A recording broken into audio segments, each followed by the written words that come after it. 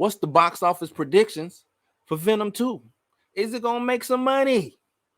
And damn, what's going on with this Spawn reboot? Come on, Todd, talk to us. And am I hearing this right? Gladiator 2 in the works, ready to start filming? Man, let's talk about it. Welcome to the house.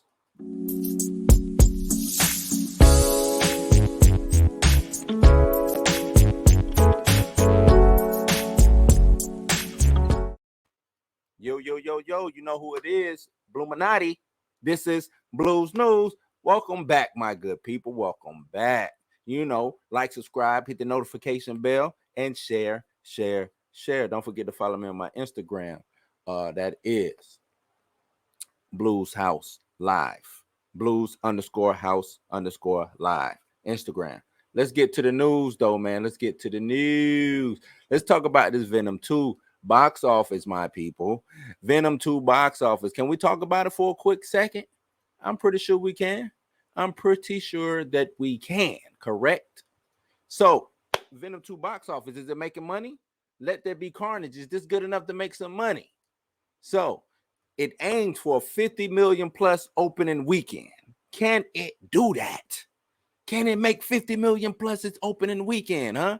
So following a quiet stretch of the domestic box office, Shang-Chi was out there kicking ass, I think 4 weeks straight. We already know. We got Sony's comic book sequel, Let There Be Carnage, coming up. It looks to be making some noise. I think it's going to make some noise. It opens in theaters this Friday after 5 delays, pushbacks, reworks coming. You know what I'm saying? Just some crazy stuff going on. It's being directed by Andy Serkis. It's starring Tom Hardy and what's my guy who's playing Cletus Cassidy. Why am I losing it right now? I'm tripping. Either way, it's trying to make 50 million in its opening weekend. This is an unpredictable movie going landscape. You already know this figure comes at a symbiote sized asterisk. You know what I'm saying? Like it's crazy, man. Its inaugural ticket sales seems like it could be as high as 65 million, right? After all, theaters have been without a buzzy new release since Disney Shang-Chi. Like I said, Disney Shang-Chi been kicking ass. So Sony can, however, come in and change the landscape. The studio behind the follow-up film is projecting a debut closer to 40 million. So between 40 to 65 million. The Venom sequel cost 110 million to produce, not including the promotional fees. It's PG-13. That also makes a big difference. It appeals to mostly male audiences, which could work in its favor. The industry attempts to recover. We already know theater changes is trying to recover from everything that's going on. Younger men have fueled the box office return for like Marvel's Black Widow, Shang-Chi, Universal Fast and Furious, Fast 9 installments. You got that Ryan Reynolds sci-fi comedy Free Guy. All of those movies did pretty good, pretty decent in the box office. So not to say that every movie is geared towards boys have been a hit, but it's been duds. You got Warner Brothers superhero adaptation Suicide Squad, and you got Paramount's G.I. Joe entry Snake Eyes. They've been kind of duds, but seems like Sony can do something, especially with the buzz surrounding the Spider-Man stuff. You got Spider-Man maybe possibly being in this Venom Let There Be Carnage 2, and maybe some kind of a scene or maybe a mention of, you know what I'm saying?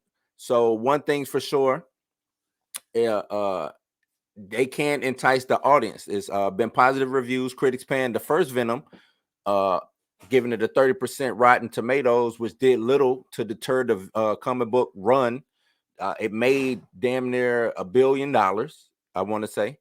I think it was 856 million worldwide, 213 million North American domestic. So Sony is putting out a product that giving you connectivity, which is Marvel's thing. They're giving you connectivity with this Venom thing because they also have Jared Leto's Morpheus coming out, and they also have greenlit Kraven the Hunter.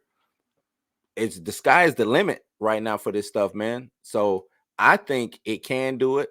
It can make 40 to 65 million in this opening weekend. It'll be going up against The Saints of Newark, which is a prequel to the Sopranos series on HBO.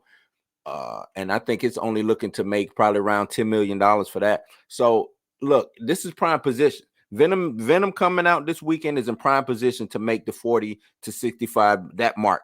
40, 50, 65, you know what I'm saying? Upwards, just that, whatever that equation is. Venom can do that. I think Venom Let There Be Carnage can do that. Why not? So it's there. It's there. Will it do it? I don't know. Y'all speak to me. Do y'all think it'll do it? I think it'll do it. Now let's keep it moving. Let's keep it moving to something near and dear to me. Spawn reboot. Oh man. Spawn. If y'all know me, and I probably say this a lot, top 3, maybe top 2 favorite superhero of all time for me is Spawn. There's been a resurgence in this Image Comics intellectual property in this franchise right now. Todd McFarlane has opened up a whole new Spawn universe to help strengthen and bolster already a magnificent character to me anyway.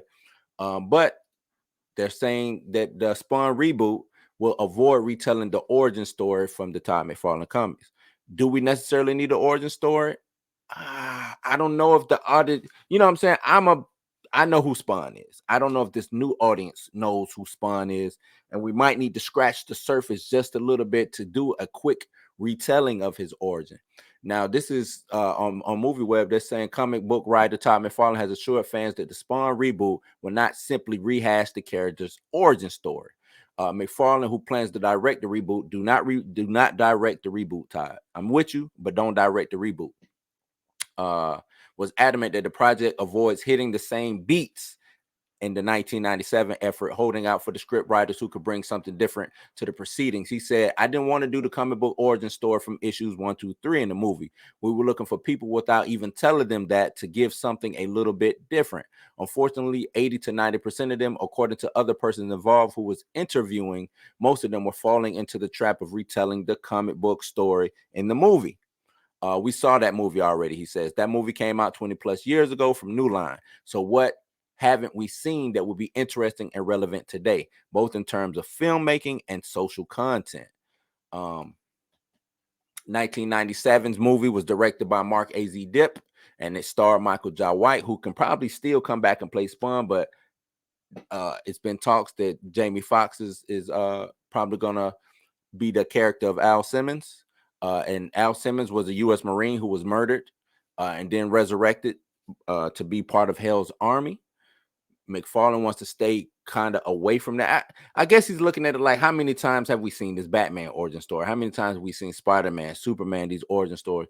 But Spawn having only one movie under his belt, not a lot of people or this new generation seeing it. I think you scratch that surface, right?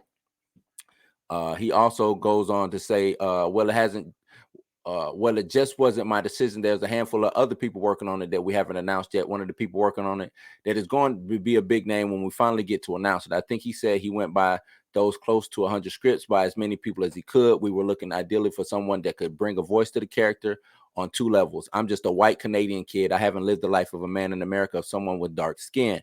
We thought it was important to get the perspective of someone who has someone with that perspective coming in and adding a slightly different bend to it. You know what I'm saying?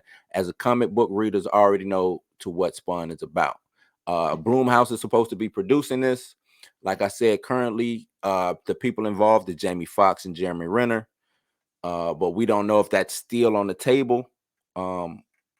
But I understand what Todd McFarlane is saying. He's saying I created this black character and it was cool for then, but with the way things is going right now, we have to figure out how to keep that and bring that into 2020. You know what I'm saying? 2022, 23, 24, and into the future. So he's saying he wants to get with other writers, other people who have lived that experience and can tell a story and can tell the Spawn story. You know what I'm saying? From that perspective. So kudos to him, man. Let's get this started. Let's get this reboot going. Let's get this movie out. I think Spawn needs to be out. His story needs to be told. I would even go as far as saying, let's get this cartoon back on and popping. If you want to, matter of fact, if you want to introduce Spawn to a new audience, give me an animation. Give me an anime Spawn. That way you can rehash the story animation style. Then that would allow you to make a movie without having to touch the actual origin story, without having to rehash it. So that's how I feel. Y'all let me know how y'all feel on it, man. And up next, like I said, we just gonna keep moving, man. You know how I do. I like to just boom, boom, boom, boom, boom, boom. Open the door, ATF. Shout out to DMX, man. We're just gonna keep moving though. So up next, Gladiator 2. I think this has been actually people been talking about it for a while. People Gladiator 2, they want to see Gladiator 2. But they say it is moving forward and will soon start filming, surprisingly soon. That's what it said. We all know that Ridley Scott directed the first one. And it's one of cinematic's greatest treasures, man. We know that. I mean, this movie, it went on to do epic things. I think it came out 2000 or something like that, and fans have been hoping for a sequel. I mean, it won Oscars, you know what I'm saying? It just did its thing. It really put not just those people, but Ridley Scott. Well, I wouldn't necessarily say put him on the map, but Russell Crowe, you know what I'm saying? It kind of put him on the map. I started looking for Russell Crowe movies after this, but it seems like that's on and popping. He's currently we know that Ridley Scott is currently filming or promoting The Last Duel, which he just did. And he also has the Lady Gaga led House of Gucci, which opens in November. And if that wasn't enough, he has started shooting Kidda BG, a Napoleon Bonaparte biopic starring Joaquin Phoenix and Jodie Comer. And we know that Joaquin Phoenix was also in Gladiator.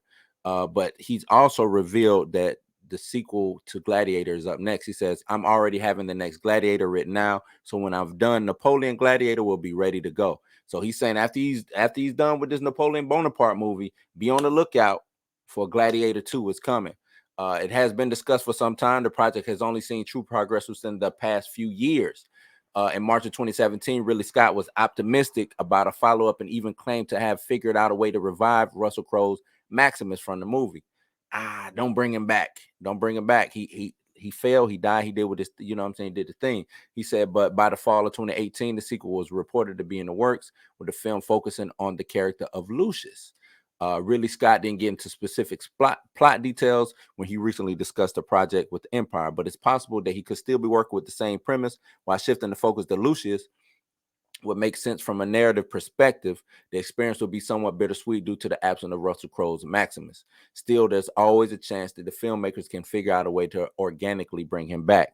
Nah, go on, give me a different story, man. Just go ahead, give me a different story.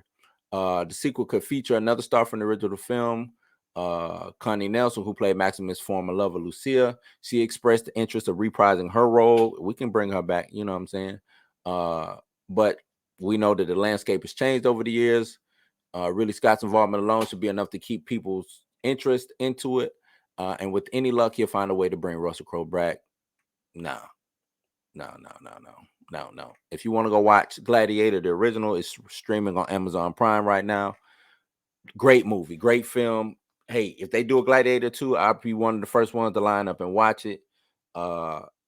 Gladiator was like one of those films, kind of like Matrix. You know what I'm saying? It changed the landscape of how movies was made, how it was shot, how it visually looked. It was just a beautiful made movie, man. So if he can recapture that magic and give it to us, I say let's do it.